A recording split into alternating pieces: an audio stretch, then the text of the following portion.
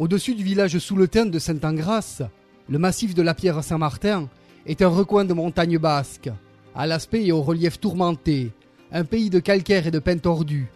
Ce vaste plateau est coiffé par les cimes vigoureuses du pic d'Ani et du pic d'Arlas.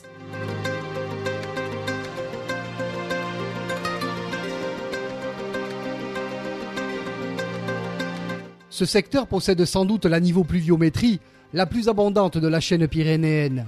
2 à 3 mètres d'eau par an et par mètre carré.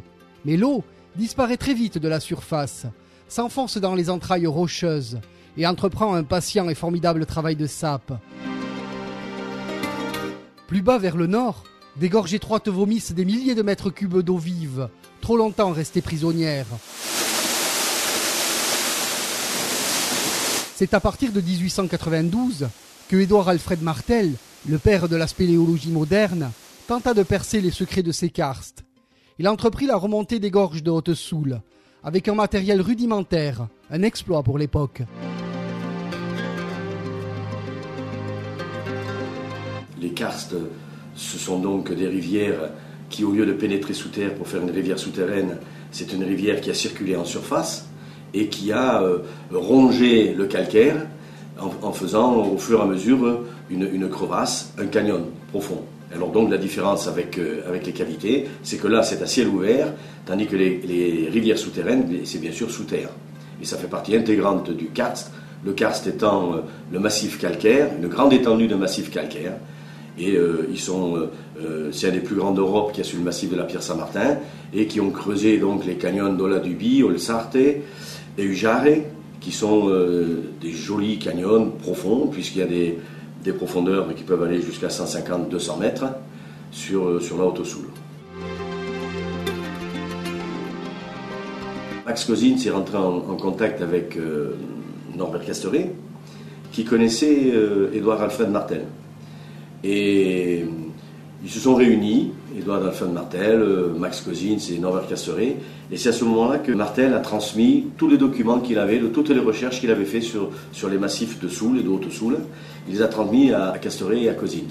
Et c'est partant de là que Max Cosin a lancé les premières expéditions sur le massif de la Pierre Saint-Martin, sachant que sur ce massif immense, un des plus grands d'Europe donc, il y avait certainement des rivières souterraines, puisqu'il y avait des résurgences que l'on connaissait, que l'on voyait dans la vallée, comme Caqueta, comme Iamina, Bentia, etc.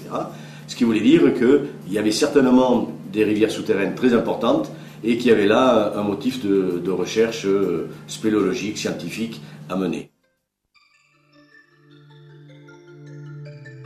Georges Lépineux et Occhialini se sont trouvés un jour sur une butte en train de se reposer à côté du pic d'Ani, sur les Ardani, quoi.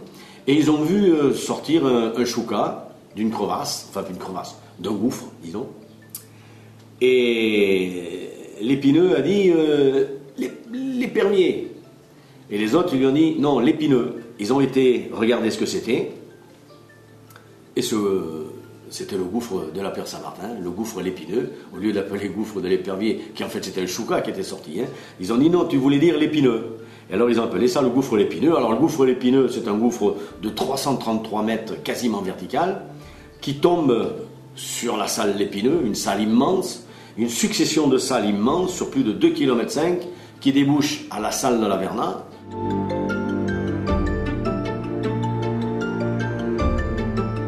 Donc dans les années 50, pour attaquer un gouffre de cette ampleur, parce qu'il faut dire qu'à cette époque-là, sur le plan mondial, c'était inconnu des gouffres de cette profondeur.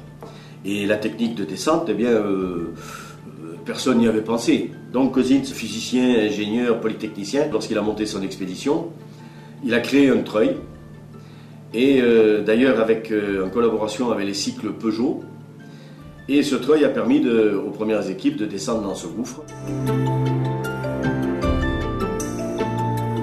Le 12 août 1951, c'est Georges Lépineux, l'inventeur du gouffre, qui a le suprême honneur de pénétrer le premier dans le réseau. L'entrée de la pique, située en territoire espagnol, a été aménagée. Haroun Tazieff le précède pour filmer sa descente. Georges Lépineux se laisse glisser et s'enfonce pour quelques heures dans le noir absolu. À moins 140 mètres, Relié à la surface par un laryngiophone, il demande une manœuvre. Pas de réponse. Il poursuit sa descente. À moins de 116 mètres, les parois et la voûte ont disparu. Georges Lépineux avoua qu'il avait l'impression d'être dans le néant. Une minuscule araignée pendue à son fil. Soudain, ses pieds rencontrent le sol. Ça y est, il est dans le réseau. Les premières reconnaissances peuvent commencer. Et c'est le retour triomphal, après 7 heures passées dans le puits le plus profond du monde à l'époque. L'événement est historique.